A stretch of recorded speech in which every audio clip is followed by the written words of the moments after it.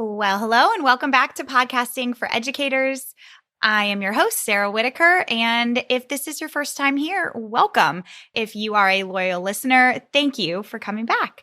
So, as podcasters, the big question is always, how can I continue to bring in new listeners to my show? The thing is, there's no one right answer, and a lot of experimentation is involved before you can find out what works best for you. Today, I have Aubree Malick on the show to talk about a strategy that we haven't yet covered on this show, and that is TikTok. Now, I'm sure that there's three types of you listening right now. Those of you who are already on TikTok, those of you who are a little curious about it, and those of you who literally want to run the other way when I say the words TikTok. If you're the latter, I encourage you to stick around and hear Aubree's story as she shares how her 30-day experiment on TikTok really paid off in growing her email list, social media following, and podcast listenership. Aubree Malick is a boy mom, former teacher, and host of the Freelancer to CEO podcast. Through her podcast and programs, she helps overworked and underpaid moms and teachers experience the freedom and joy that comes from designing a freelancing business with the skills they already have. After taking her own leap of faith over 3 years ago and replacing her teaching income within 2 months, she became passionate about helping other women start and grow their businesses to 5K plus months from home. Now, like I said, Aubree's going to share her experience with TikTok. She's going to kind of break down what TikTok is for those of you who are new to this concept. I, at this time of recording, am not on TikTok. However, after talking to Aubree, I am planning to start. And I think by the end of this interview, you might feel the same way.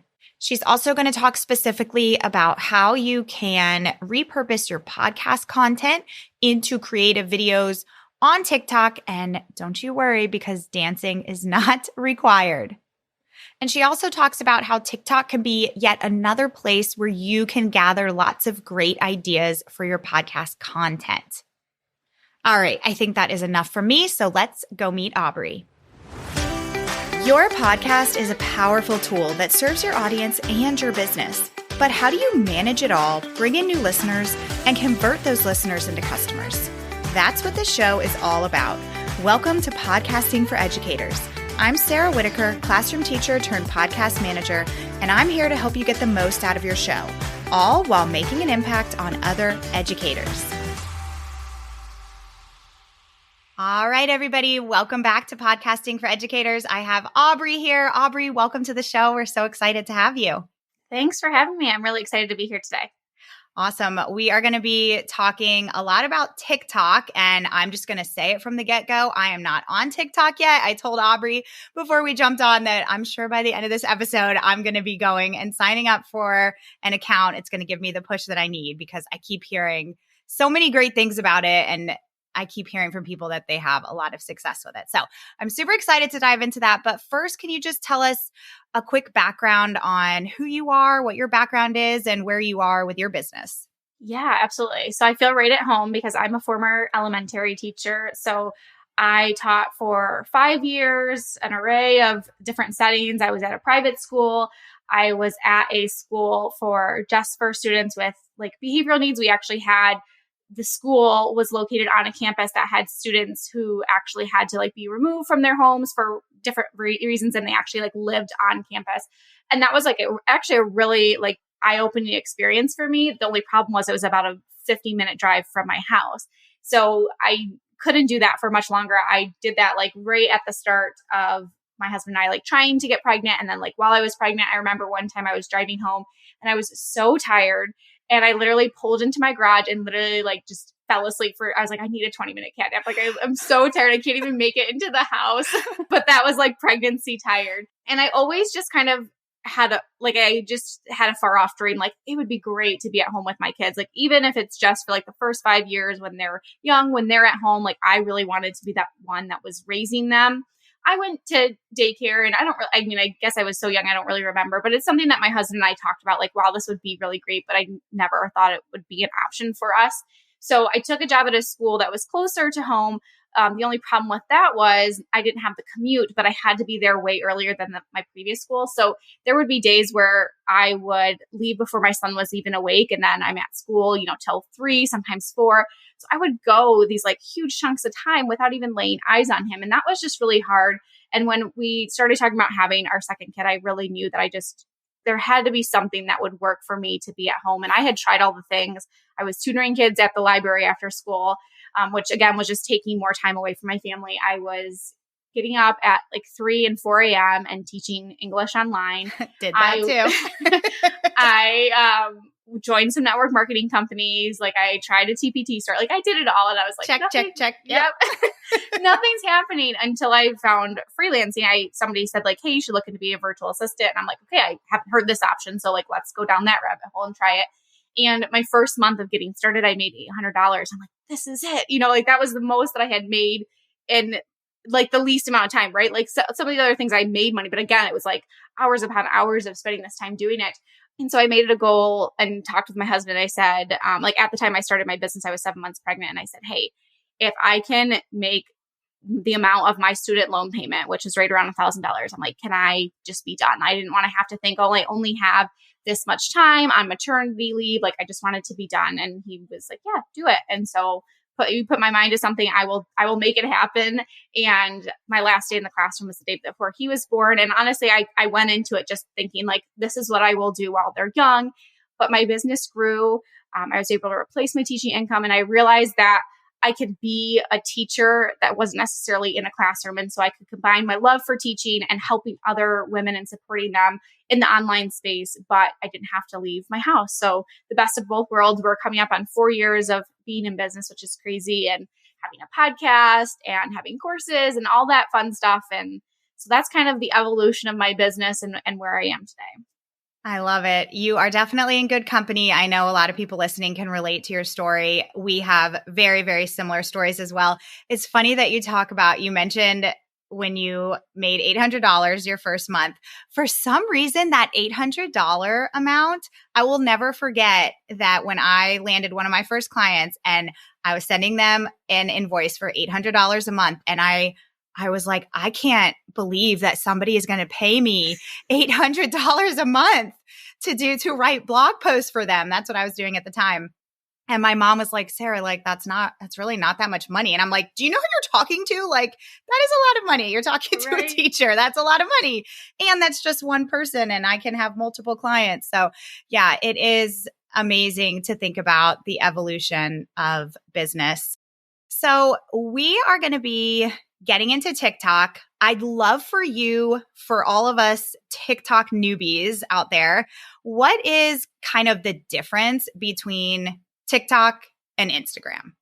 Yeah, there is a really big difference. And I think Instagram is trying to catch up with TikTok. And I think they're trying to capture a lot of what TikTok has, which is really hard just because Instagram has been around for a while. So I think a lot of people are creatures of habit. And even though it's starting to be like this less curated or styled, feeds that you have, it still has some of that in there, where TikTok is really just like, show up as you are. They want to see people be like authentic. They want to see things that are just like outside of that bubble of being like perfect and pristine and everything looking great. And there's just like less rules. I feel like Instagram has always had these rules of like, you can only post at this time and only do this and don't post too many times and only do this many, stories. Like it's always been like that. And TikTok is like, we want you to show up. Like we want you to use this app. We want people on this app. So like there are no rules. And I mean, of course, like there's an algorithm and there's a lot of things that go into that. But I just feel like TikTok really plays to people's inner child and really just showing up as you are and not feeling like it has to look a certain way. And don't get me wrong, like I love following Instagram accounts. Like right now we're getting ready to start our process of building a house. Like I'm following all these accounts of these like homes and like getting all my inspiration, stuff like that. So I do enjoy that still, but I still have this feel about myself where it's like, if everything's not perfect, I don't always feel as comfortable showing up. And that's kind of what led me to going to TikTok, because I just was like, it's the same song and dance. Like I'm just not feeling inspired anymore to really be on this app. Like I want I want to feel the way that I feel when I'm on TikTok as a consumer. Like I get sucked into it. And if you have been on the app, like just even being on there watching videos, you will look up and you'll be like, I just spent 3 hours watching TikTok videos because there's just so many different things that you're not used to seeing. So yeah, those are like the main differences. I mean, obviously they have similarities. One of the things that I really like and that drew me to TikTok was that it's just video content. Mm-hmm. With Instagram, there's so many different things, like make sure you have so many, like I talked about all these rules, right? Like the different types of posts and stories and reels and IG lives and all this stuff. And it's like, just show up on TikTok with video, which I know somebody listening to this is like, all right, Aubree, like that in and of itself to me literally scares the crap out of me. So I know that, but then it's at least it's only like one hurdle that you have to come over, right? Like you're not like in Canva creating all these graphics and making sure you show up on stories and all these things. Like it's just showing up on video content, showing up as you are, and knowing that like that one post is not the end all be all. Like you can recreate the same thing. Like there's just a lot less structure to TikTok, which appealed to me because I like structure, but I also like to go against the grain and do something different that not a lot of people are doing. Yeah, sometimes it's almost easier, kind of like back to your point of when there's not all this structure that you have to think about, it's easier to show up and you can create things faster too. Now, comparing like a TikTok to an Instagram reel, are there like, do you create covers for TikToks like people do with reels? So yes, I think in the beginning I wasn't, but they do have covers that are in there. But again, it's a lot less curated, right? So like a lot of times people will have like a still photo on their reel with maybe explaining what it is. Where in TikTok, if I want to describe what my video is about, like they have just basically text overlays that you can put on top of it. And then again, it's just like that frame of you, and you can slide it to see like, so similar to what you would do on Instagram, but it's just that to kind of like say what it is. So it's again, a lot less time to spend to make it look like it fits into your aesthetic or into your colors or into your brand. Like you can just have it be there, and it's just a lot less time, like you said. And for me, like that's when my creativity flows, is when I don't have to feel like I have to sit and think about it and make sure, where is this going to fit into the grid and how is it going to look against everything. It's just a lot less curated and more fun and showing up that way. Yeah, I don't know about you, but like when it comes to Instagram and social media, I actually am somebody who does not batch out social media content. I am somebody who will like today I was going to do a reel. It's like on my to-do list, and I will literally probably film it after this interview and then post it right away. And that's just like kind of what works for me. So maybe TikTok would be a good option for me. Now, if somebody is interested in starting with TikTok, where do they start? So this is similar to what I did, except I'm going to tell you, like, don't take as much time as I did, because I joined the app at the beginning of the pandemic, and I just wanted, I saw people doing it. I saw people doing these dances, and dancing is not required to be on TikTok. I just want to put that out there, but that is something that I enjoy doing. I am not good at it by any means, but if you were to come into my house and like you were a fly on the wall, like you would see me doing that. That is me authentically. So I wanted to do that. Like I wanted to have fun with it. And I'm like, yeah, I can learn this TikTok dance. But I joined the app and I just was just as a consumer. And for almost 8 months, that's all I did. And I kept trying to talk myself into like, come on, show up. Like I repurposed a couple reels that I had done on Instagram. Again, because like at the time, Instagram was the comfort place, even though I wasn't really enjoying it.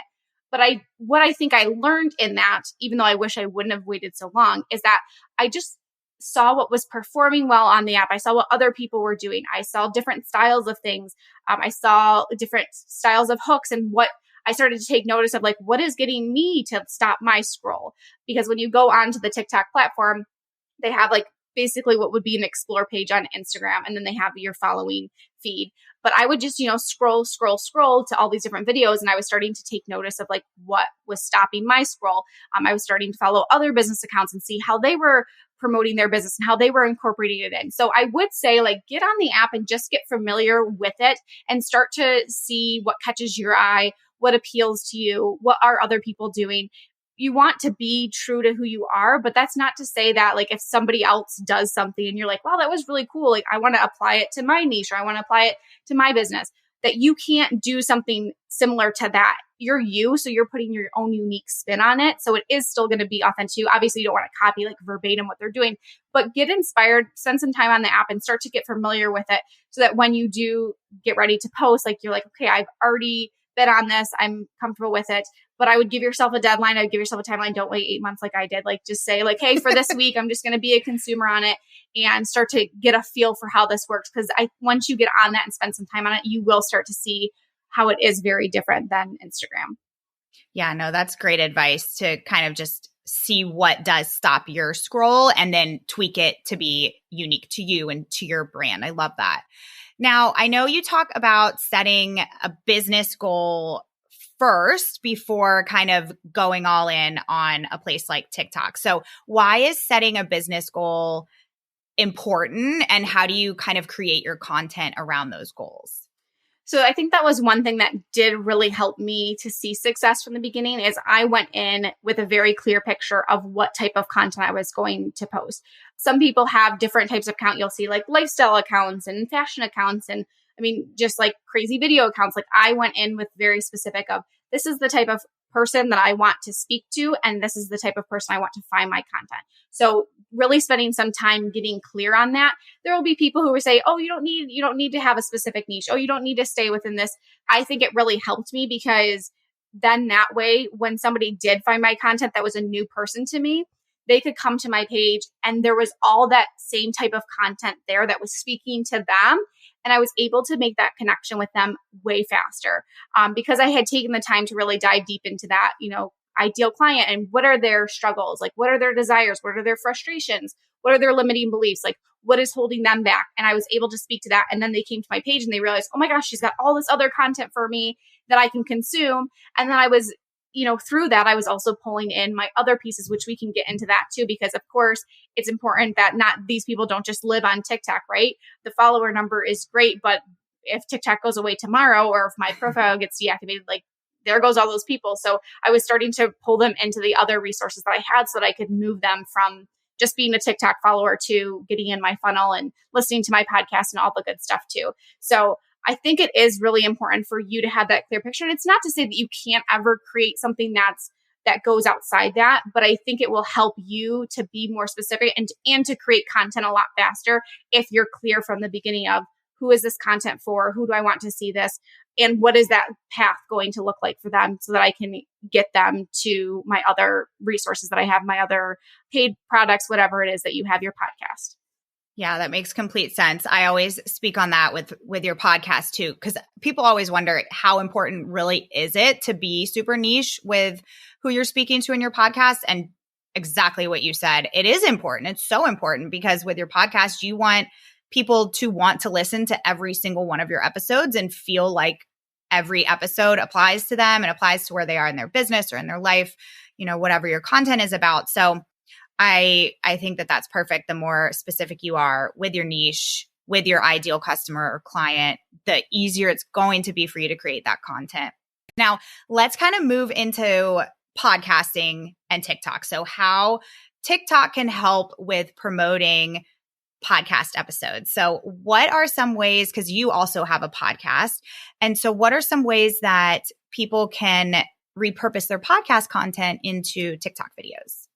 Yeah. So I feel like that kind of gave me a little bit of a like quote unquote leg up because I wasn't reinventing the wheel, right? Like at the time I was starting on TikTok, I had already had my podcast for going on 2 years. So I already had a bank of all these episodes that again, were speaking to that ideal client of mine who I would want to listen to my podcast, to download my freebies, to join my courses and my programs. So the nice thing for me was I just could pull on that content that I already had and I'm just switching up the format, right? I'm just changing it. So even if I had a podcast episode where it was like the top 5 tips for, staying productive and running your business at the same time or something like that, I could take that one podcast episode and that could become a bunch of different videos for me. So it could become a series, right? Where each video I'm breaking down one of those tips and maybe going a little bit more in depth, or I'm just sharing that tip.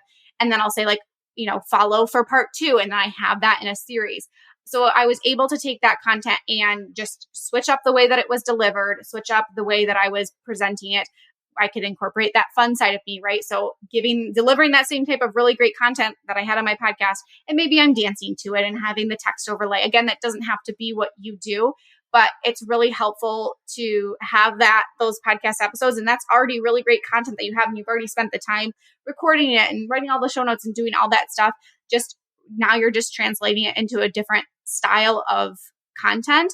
And then you can also allude to your podcast, right? So there would be times where I would talk about something and I would say, hey, I went into more depth on this specific topic on my podcast episode 74, Freelancer to CEO podcast, link is in my bio or whatever, or I could talk about that in the comments too. Like, wow, this was really great. Like, can you talk about this more? And then again, I was able to say like, hey, I did a whole podcast episode on it. And then it also served on the other side of things. So I was getting a lot of really great ideas for my podcast from my content on TikTok. So questions that people were asking in the comments, if I was like, oh, I haven't really done a podcast episode on that, or I didn't really think about it from this angle.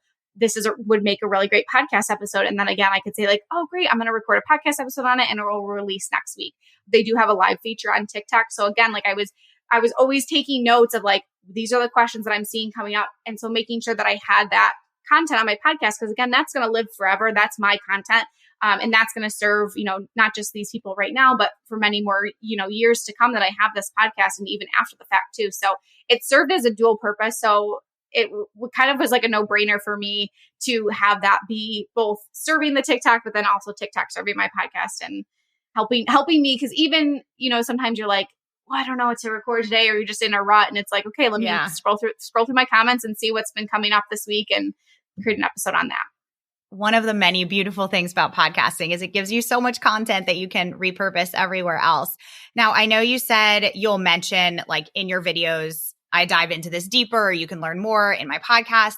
So you can have a link in your bio that leads to your podcast?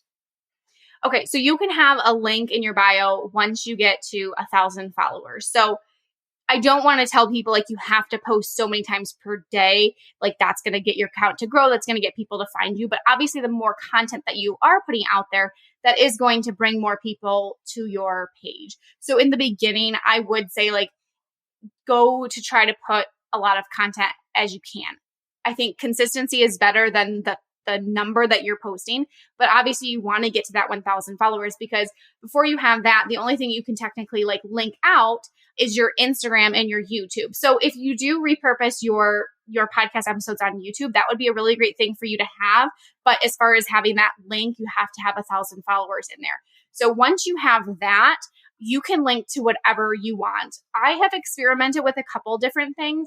And the one thing that I found for me that was really helpful was my free training. So that for me is like my number one freebie that I have. Mm-hmm. And then through my welcome sequence in my email, I bring in the podcast episodes, and I bring in like specific ones based on one of my emails that I have is like a Q&A. And so then I'm able to say like, listen to this podcast episode for more details on that. So I'm bringing that in as opposed to just directly linking to your podcast. I think that performed better for me. But of course, you can have a link tree where you have different things. I just feel like, especially in my experience, like the less options I'm giving people, the more apt that they are to actually take the action. Yes. So I think having a really powerful freebie as your link and getting them on your email list, because again, even if you do have your podcast, they might not immediately sign up for your email list if you're promoting that in your podcast episodes. So get them on your email list. And then again, you're, most likely sending out weekly emails and you're talking about your podcast episodes. So capturing that email, I think, is most important. And then once they're on there, again, you're bringing in your podcast too, and you have that. So you have that other link to push them to the podcast as well. Oh, that is such a good tip. I think that is a place, and I'm talking about your like having a welcome sequence for any kind of opt-in that you have, is a place that a lot of people don't think to mention their podcast. And so that is something that would be like a really easy action step for people today. If you have any kind of welcome sequence set up, go and add your podcast to each of those emails, because that's just such a good place that you can capture some new listeners and convert some new listeners. I love that. I'm interrupting this episode for a brief moment to answer one of the biggest questions that podcasters have. How do I continue to bring in and retain new listeners? Here's my favorite answer: podcast guesting. When you guest on the right podcasts, you're positioning yourself in front of ideal listeners and customers. This is a powerful strategy when done intentionally, and I can show you how in my mini course, Guesting for Educators. In this course, I'll teach you my 3-step approach to landing and leveraging podcast guest interviews. When you join, you'll get access to the course content, templates, swipe copy, and even a list of shows who are currently accepting guests. The best part, you can work your way through the content in less than a weekend. What are you waiting for? Head to www.podcastingforeducators.com/guesting to learn more. Back to the episode. Now, if you're willing, actually, let me back up a second. I had a question. When you first got on TikTok, how long did it take you to gain some traction on there?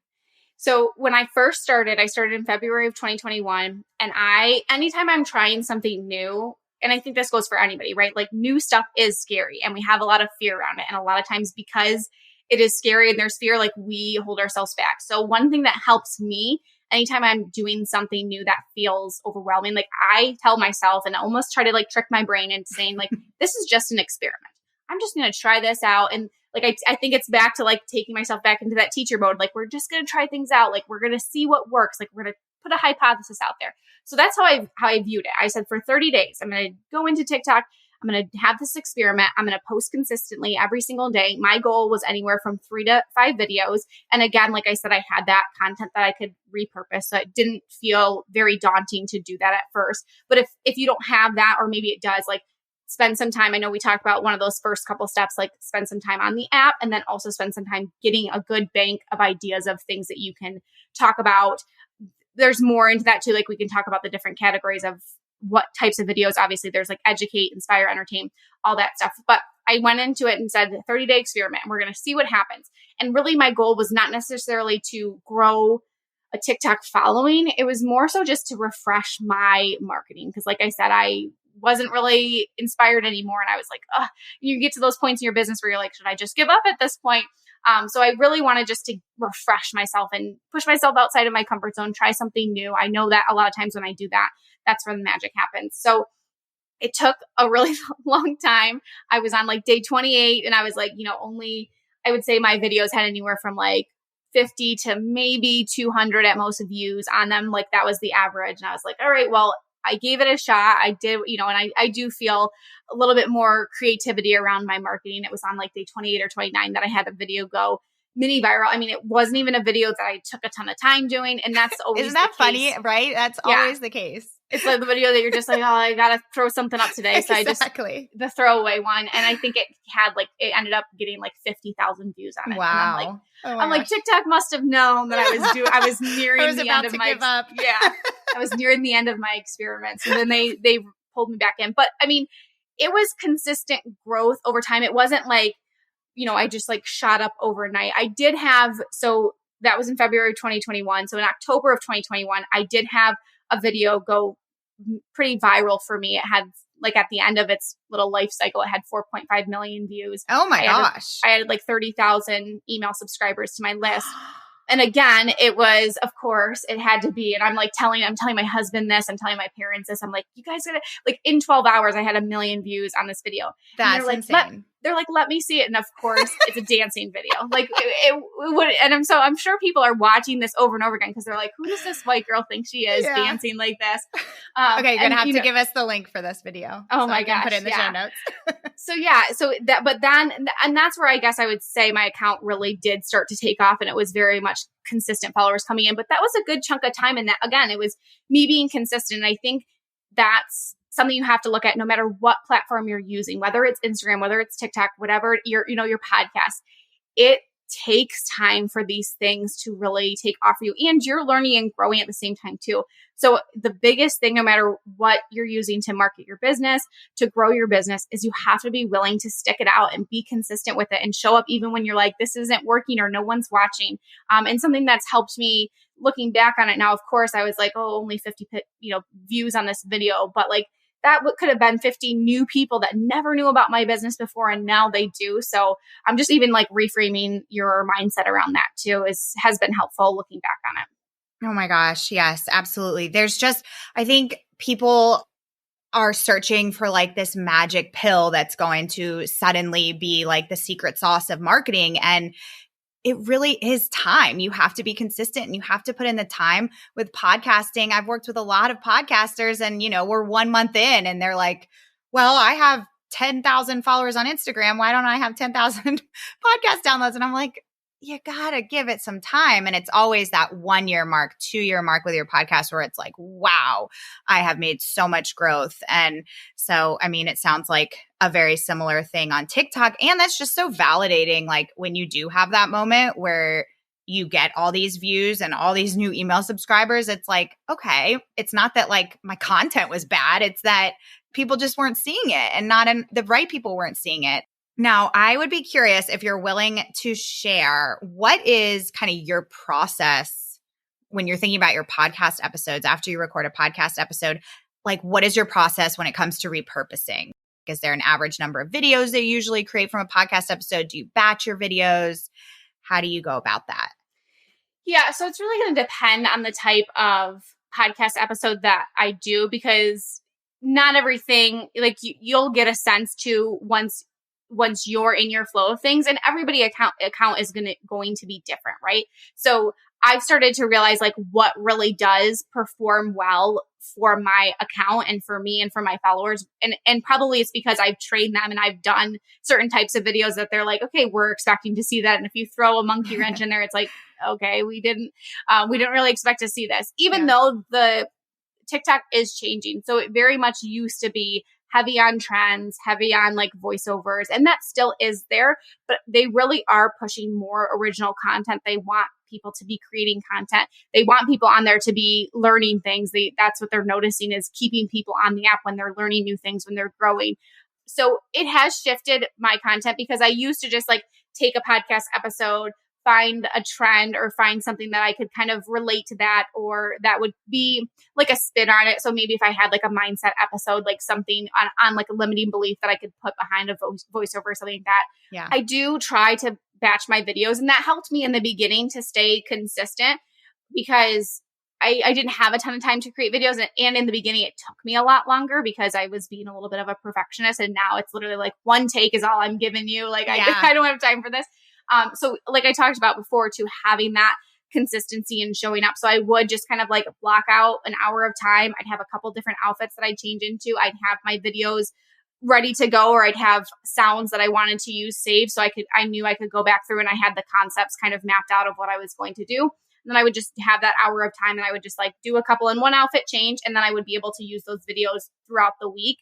And I think that if you are going to do things that are more trending type, it is helpful to push that content out within that week, right? Like, there's some people who probably could batch more if they're doing a lot more original content, because that's not necessarily timely if you're trying to hop on a trend. I'm sure like with Instagram too, like people see that in their reels and they want to be able to use that.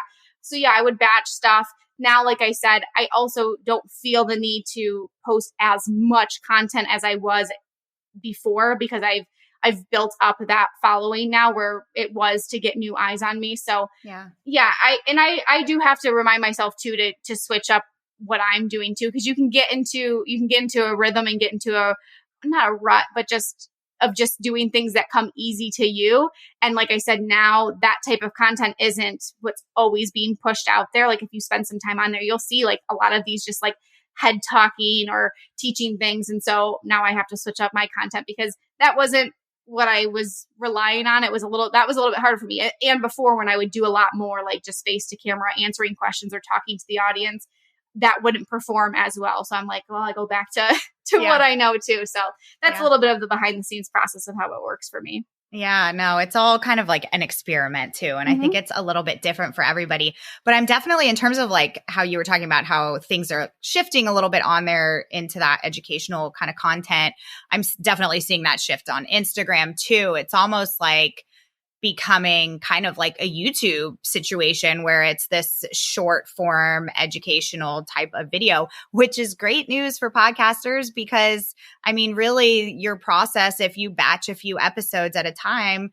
after you batch your episodes, you could just right then and there record some quick videos to go with those episodes of you taking little snippets and takeaways from that episode and turning it into a short form video.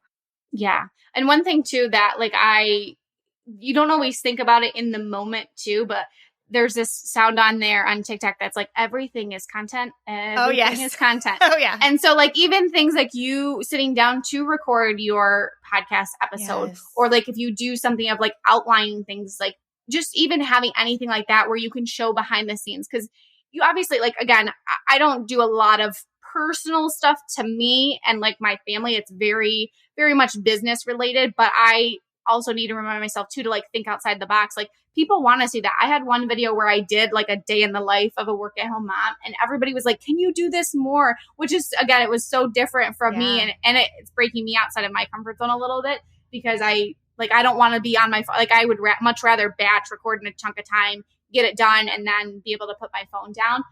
But just even thinking about that, like even doing a time lapse of you recording it. I saw that you did that yesterday, Sarah. So it's like just even things that you don't even think about. Like people they want to like get a peek behind the curtain into what you're doing. So anything business related, anything like work related, just to switch up that style too can be a helpful thing to record. Yeah, I'm so glad that you brought that up because I have been thinking about that a lot more recently because behind the scenes is not something that I feel like I do very much because I think a lot of people feel that way because I do it every day and I don't think it's interesting. But then when you make videos about it, I mean, anytime I post anything like that, like I did a reel, I don't know if it was last week or a couple weeks ago about like my content planning. And I got so many people sending me messages with like comments and questions. So people do love that behind the scenes stuff. I know. And I mean, I do too. Me too. Yeah. So I mean, it's it so makes hard sense. for me. It's so hard for me too. I like need to remind myself too, because I am conscious of my phone. I wish I was a little bit more conscious about it and the use of it. I know that it has a hold over me. So I try not to be in every single like moment trying to capture things. But I also realize too, like, that is one thing that is the power of video, no matter what platform that you are on. Like that is a really powerful way for people to get to feel like they know you. Right. And I want people to feel like they know me. I want people to, if they were to meet me in real life, like they're like, oh, this is the person that I've been watching online and I've gotten to know and I've gotten to talk with. So trying to incorporate that too is really helpful because that's what's really going to get people to know, like, and trust you and ultimately want to, buy your stuff and become a lifelong fan of yours and listen to your podcast and be the one that's like waiting there for that episode to drop too. So yeah, that stuff is really helpful too. It's not an easy one because we think, oh, this is just like, nobody wants to see my day-to-day life, but they do. People like, that's why reality TV shows do so well. So true. So true. And I feel like it's kind of like a natural authority builder in a way too, because people are actually seeing you when you're doing behind the scenes stuff with any kind of work that you're doing, because people are actually seeing like, oh, she like does do this and this is how it works and she knows what she's talking about. But yeah, I'm with you about it's hard when it comes to personal stuff with like your kids and your family because I'm the same way. It's like, I mean, I think we all have a slight addiction to our phones and I'm always battling like, okay, I'm going to put my phone down when my daughter gets home. I don't want to look at it. I don't want to be on my phone. And so yeah, I have that like internal battle too of like, oh, well, this would be good content, but I don't want to be that mom that has her phone out all the time. I know. I feel you on that big time. Yes. Well, is there anything else that you would like to add about TikTok that we haven't covered so far? I think I'll mention what I mentioned to you, Sarah, before we press record, is that I'm not on here saying like, you need to be on TikTok. What I do think TikTok has done for me is allowed me to show up more freely than I was before. And I think because like I started my Instagram and my business Instagram was like my personal Instagram. So I have a lot of people on there that know me in real life. And it felt hard for me to show up because even though I am passionate about my business and what I'm doing and who I'm trying to serve, that was always in the back of my mind. So when I went over to TikTok, it was almost like I was the new girl starting at school.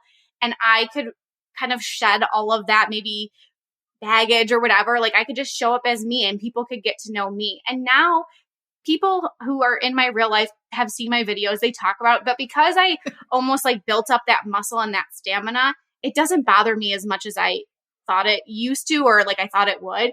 So I just think anytime that you can push yourself outside of your comfort zone and try something new, you might be really pleasantly surprised with what it does, not only for your business, but for you personally too. So I think that that's always been my motto when it comes to things. And you start a business, right? Like I said in the beginning, it was just so that I could be at home with my kids. And I look back over the past 4 years and it's like, wow, this business did so much more for me than, provide financially for my family. Like it has allowed me to grow as a person and just change the way that I view the world and show up and just how I view motherhood. Like it's just done a lot of things that it was like a byproduct of starting the business too. So yeah, any chance that you get to just push yourself outside of your comfort zone. And I feel like TikTok is a really great place to do that because it's video. And I know that's hard for people, but there's a fun, playful side of it where you can showcase your personality and who you are. And that's what people are going to connect with and ultimately want to, like I said, go down that rabbit hole of being like, I'm all in for this person and I'm all in anything that she has or anything she puts out. Like I want to be a part of it. So yeah, that would be my last little piece there. Yeah, I think that is a great message. And I mean, whether we like it or not, clearly video is the future and it is a really good marketing strategy and a great way to get new eyes on you, to get new listeners for your podcast and all of that. Trust me, if you are listening and you're like, I still haven't ever created an Instagram reel or a TikTok video, I get it. Like, I think we've all had resistance to it, but I think you should try some form of video. And I think you might surprise yourself. Going back to what you said about your Instagram, I meant to say this earlier in our conversation. The best thing I ever did for my business was create a new Instagram page because I couldn't get over the hump of creating videos and things on my personal page. I tried so hard and I just could not do it and I could not fully show up. And when I created a new Instagram page, it's like, I mean, people can still find me that know me from my childhood, but in my brain, I kind of like you said earlier, I almost tricked my brain into being like, nobody I know in my personal life is going to see these videos that I'm making. So it was the best feeling. I'm able to create content now without a care in the world. And it is very freeing. So I can definitely relate to your experience there. Yeah. All right. Well, I just have 2 quick questions for you before we wrap up. And then you can tell us all about your podcast and where we can find you and all of that good stuff. So number 1 is if you could interview your favorite childhood star on your podcast just for fun, who would it be? Well, see, this is hard because I have some people who are now people that like after having a podcast, I'm like, oh my gosh, like people I know in real life. And this will tie to the second question that you're going to ask me. I don't know them in real life, but like now, like they weren't like childhood stars of mine. But maybe I can put this there because I feel like until you're 18, like you're technically still a child. Yeah. So I'm all about reality TV shows. It's like my husband, it's our like favorite thing to do at the end of the night to just like unwind and forget about like all of our troubles. And like, it's like everybody else is having drama and we're sitting here and we're like, yeah, we've got it pretty good. Life's pretty good. Yeah. Right.